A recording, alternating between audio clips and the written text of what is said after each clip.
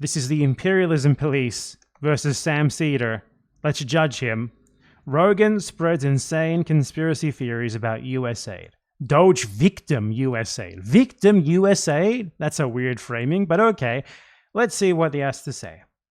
According to the whistleblower who contacted me, who will remain anonymous, Sam Seder in this video support, defend, and make brilliant statements like they are trying to kill soft power, and when there is no soft power, there's nothing left. Basically advocating for supposedly good American imperialism. So let's see if this is actually true, because I do not just trust anyone. Let's see. Where do they talk about soft power?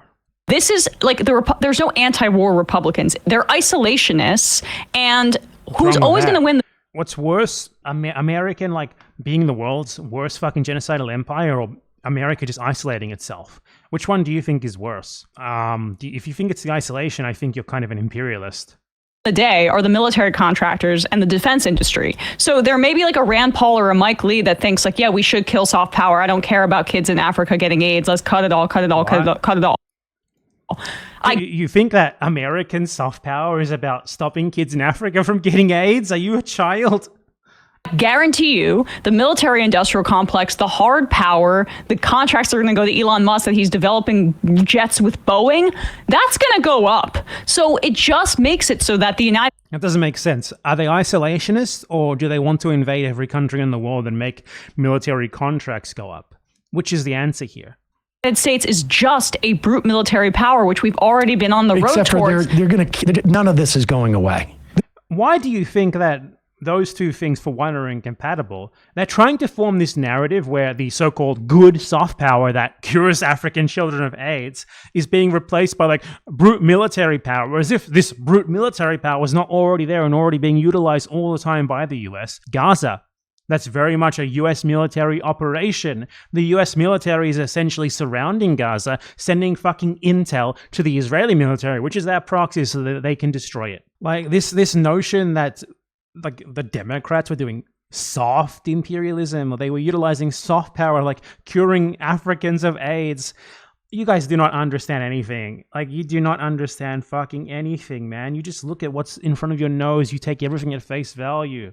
What does Sam Seder have to say, though? Is he any smarter than her? I don't think he's smarter at all. I just think he basically rides off being condescending in front of an audience of morons. This is all just a fabrication. I'm just trying to make a point about the lack of sincerity of the anti-war right and how this is the project. It's actually going to funnel more money into the military-industrial complex. Keep going here. Did Trump not claim that he wants to halve the military budget? Now, he probably doesn't want to actually do that. But either way, even saying that is way more than like the Democrats ever did to cut the military budget or whatever. And whether Trump means by that, like that he wants to do imperialism or not, you know, obviously he's dishonest. It doesn't matter because it's a good fucking thing. It's a good fucking thing that American imperialists fucking cut their own feet off and reduce their own capacity to do imperialism. That's why it's a great fucking thing that they are destroying USAID and destroying American so-called soft power, because any destruction of American power is fucking good. The USA is a genocidal empire. It wants to control your resources. It wants to control your population. It wants to control everything about your country and direct your policy, direct everything about like the way that your country is run towards benefiting the United States of America. It does this through obviously directly coercive means, but also through more indirectly coercive means like USAID. Getting rid of that shit is overall fantastic, great, good.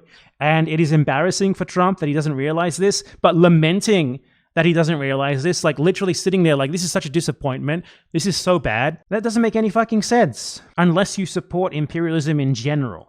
That's the only point where it makes sense. So what else do the geniuses, Sam Seder and whoever the hell the other person is, have to say about this? Listen to what he lists. This is what he goes on to list. I don't care about what Joe Rogan says. Everyone already knows Joe Rogan's a dumbass. I want to see what these guys have to say about the end of American USAID soft power.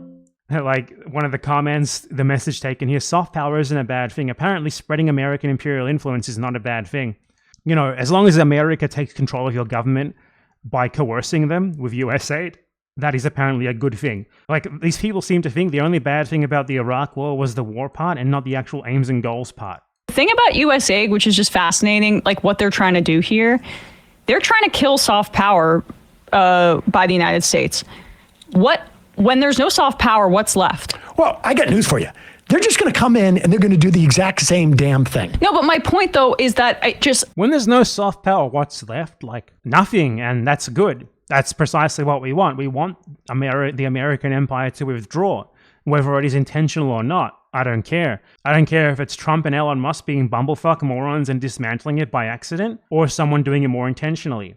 What I do care about is just that it's gone. So if without soft power, there's nothing left for the US empire, fan-fucking-tastic. Less capacity of the US empire to coerce countries into giving up their resources to reorganizing their economies along what would be more productive for the US.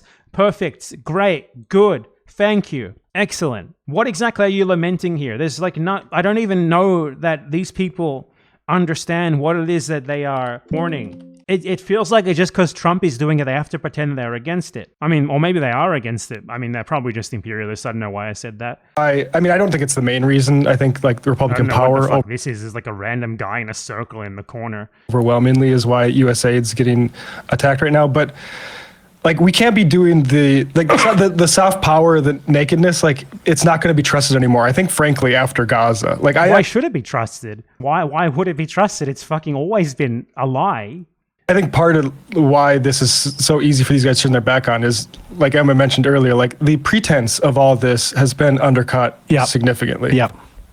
Do you guys agree with that pretense, though? Yep. The whole notion of we're supporting the international world order, and we would do X Did you ever believe that? In Ukraine, but then 180-degree X. Okay, let's ignore all of this. Let's go back to before Ukraine ever happened. Do you think then any of this was even remotely true? Like, these guys aren't against US imperialism. They seem to be lamenting its fall, if anything. And yeah, there's no difference between soft and hard power. Like, what's the fucking difference if you do a regime change through funding like opposition parties through USAID, funding protests, funding like a militia group to overthrow the government, and like sending in the troops to do it yourself? Functionally, the end goal is the same. The result is very similar. Gaza made it much harder to sort of like maintain. He honestly seems to be mourning this. The loose fiction. But people are going to starve because of this. Denver John, Glum Day Monday. Starve because of this. People starve in the first place because of American imperialism. You make them poor, and then you make them reliant on your so-called aid. People starve because of you. Because of you. You make the problems, then you make yourself like the giver of the solution, the solver of the problem. And it's all pure propaganda bullshit, and these guys will never question it. They don't even seem to know what they want to think about it. It just seems like these guys are ultimately American imperialists. I don't know how else you can spin this. They are lamenting this because they fundamentally believe that American imperialism could be reformed into something good, or that at some point it was good, and the Republicans are ruining the potential for this. Anyway, moral of the story, you should have outgrown the Majority Report a long fucking time ago, if any of you were here. Like, Sam Seder seems intelligent because he's a witty comedian. I mean, witty comedian. I've never seen his comedy. I'm assuming that because at one point he was a comedian, he's witty. He's probably not. But he is someone who was at one point a comedian who debates idiotic American right-wingers. Of course, in that situation, he's going to look like a genius. Like, watch him there. I don't even know what to make of that. Like, I'd call him an imperialist, but you can't even come to such a conclusion because he doesn't even try to form an analysis of what's going on. He just sort of like, yep, soft power's gone. Whew, kind of sad, right? We can't keep up with the charade anymore. I'm kind of sad about that. That's it. What am I supposed to fucking do with that? There's no substance there. There's no thought there. There's no like epic debate Lord Sam Seder there. It's really nothing. It's telling liberals what they already wanted to hear regarding Trump. Anyway, be right back. I gotta go kill another of those assassins.